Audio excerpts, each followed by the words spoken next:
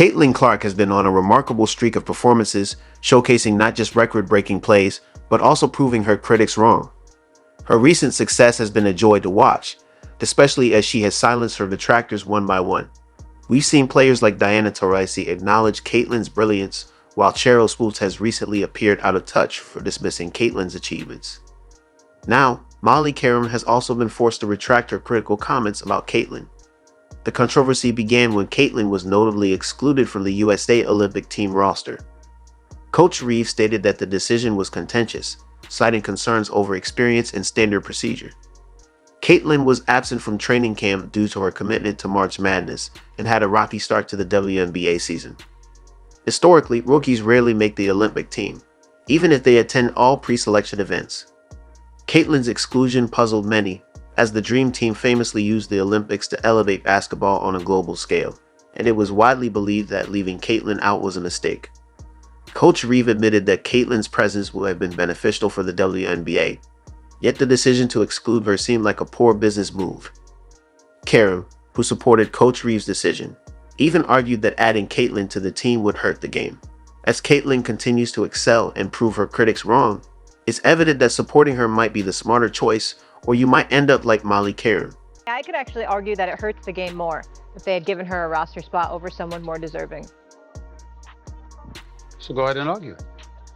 That's exactly what I'm saying, because I think it makes a mockery of the women's game. If the focus on, okay, now we just have to have people because of marketing and their intention, and they're not as talented, and we're not putting the best team out. Yes, you heard that right. Molly Qerim believed that including Caitlin Clark on the Team USA roster would have been a mistake and would have mocked the game because she thought Caitlin wasn't talented enough. However, the reality was the opposite. By leaving Caitlin off the team, Team USA's games failed to attract much attention, and viewers showed little interest. Nevertheless, for Team USA's game, rife with stars, expected to blow out their competition, they drew the worst crowd. Lowest attendance of the Olympics. Some have argued that if Caitlin Clark had been included on the Olympic team, she might have overshadowed the rest of the players and distracted the team from their ultimate goal of winning a gold medal.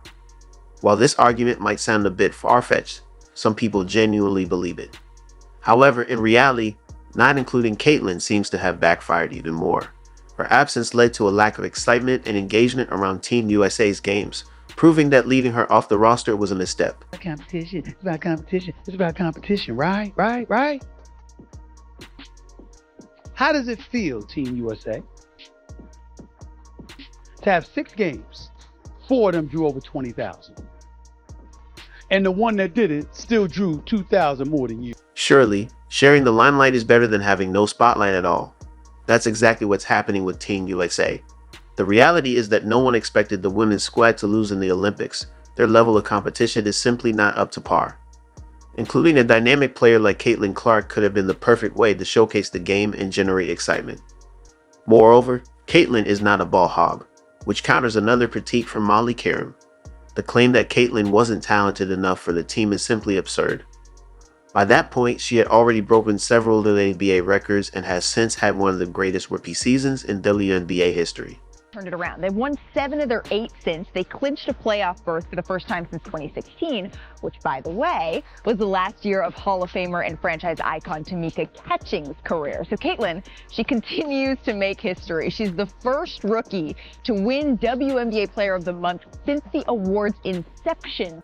After averaging 24 points, 8.5 assists, and 5.2 rebounds per game in August, Caitlin Clark was named Rookie of the Month for the 3rd time and Eastern Conference Player of the Month.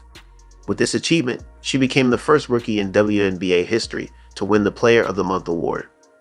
On September 4th, the Fever defeated the Los Angeles Sparks 93-86, with Clark recording 24 points, 10 rebounds, and 10 assists, her second career triple-double. During this game, she also made her 100th three-pointer, becoming the first rookie and the fastest player in WNBA history to reach this milestone in just 34 games. Additionally, Clark achieved her 3rd consecutive game with at least 20 points and 10 assists, matching Courtney Vandersloot's 2017 streak as the longest in WNBA history. Caitlin Clark finished with that triple-double. She just continues her superstar trajectory. She's the only rookie in WNBA history with a triple-double and now has 2 in her debut campaign. 2024 is the 25th season for the Fever in the W, and Clark is the only player in franchise history to ever get a triple. And those are just some of her accomplishments. She also has had some unbelievable moments this season. She's on pace to generate the most points in a season in WNBA history. As for this win streak, though, Caitlin has created 224 points between points scored herself and points assisted. That's almost 45 points per game, and the most by any player ever during a 5-game win. In addition to holding the record for the most consecutive point assist double-doubles in a rookie season, she also leads in double-doubles by a rookie guard. She was the first rookie to achieve a triple-double, and she holds the record for the most 3-point field goals made in a single game by a rookie. Furthermore, she is the youngest player to record double-doubles with points and assists in consecutive games. She just had her second triple-double, but don't sleep on her double-doubles. She has had 7 games with 20 points and 10 dimes. That's the 3rd most in league history. The Fever are not a matchup that anybody wants to play right now. I wonder what Molly was thinking as she watched Caitlin rewrite WNBA history. Wait, we don't have to wonder because she tried her best to weasel out of her previous comments. The fans and her co-hosts, well, they weren't having it. That anybody didn't think she was going to be successful or not play. It was just that we felt that other players in the W deserve shine as well. Molly, I said, really, Molly? Wow. They jumped on us. They jumped on us, Molly. They jumped on us. They jumped on us as a show when we talked. While the WNBA boasts many incredible players, Caitlin Clark's greatness should not be overshadowed in an effort to highlight others. It's simply unfair to Caitlin. She entered the WNBA with higher expectations than any other rookie. From the start, people anticipated not just her dominance, but her potential to elevate the league. Unlike most rookies who start on the bench and work on their skills, Caitlin made an immediate impact. She was tasked with leading the Indiana Fever out of a 7-year playoff drought and pushing the WNBA to new heights. No other rookie has faced such a responsibility. Even in the NBA, when WBY debuted, he was celebrated despite his team's poor standing. Caitlin, however, didn't receive the same leeway. Her elite college play had sparked a surge in the popularity of women's basketball, and now she was expected to maintain that momentum. Instead of acknowledging her achievements, some like Molly tried to downplay her success to highlight other players. Fortunately, her co-host kept track of her accomplishments. It was clear Caitlin would become an elite player, but her rapid ascent has been remarkable. Her in-season adjustments have set her apart, showcasing her exceptional basketball IQ. Caitlin's playmaking has significantly boosted her Fever teammates. Aaliyah Boston is having the best season of her career and earned an All-Star nod, receiving the second most fan votes. Caitlin and Aaliyah became the first duo in Fever history to record 20-point double-doubles in the same game. Caitlin also set a franchise record with 7 first-quarter assists, and she now holds the Fever records for both assists in a single game and assists in a single quarter.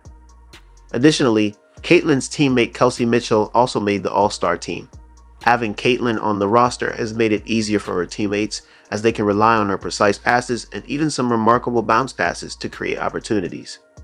Being a superstar involves more than just winning games. It also means generating views. Caitlin has not only exceeded expectations on the court, but is also transforming how the organization operates.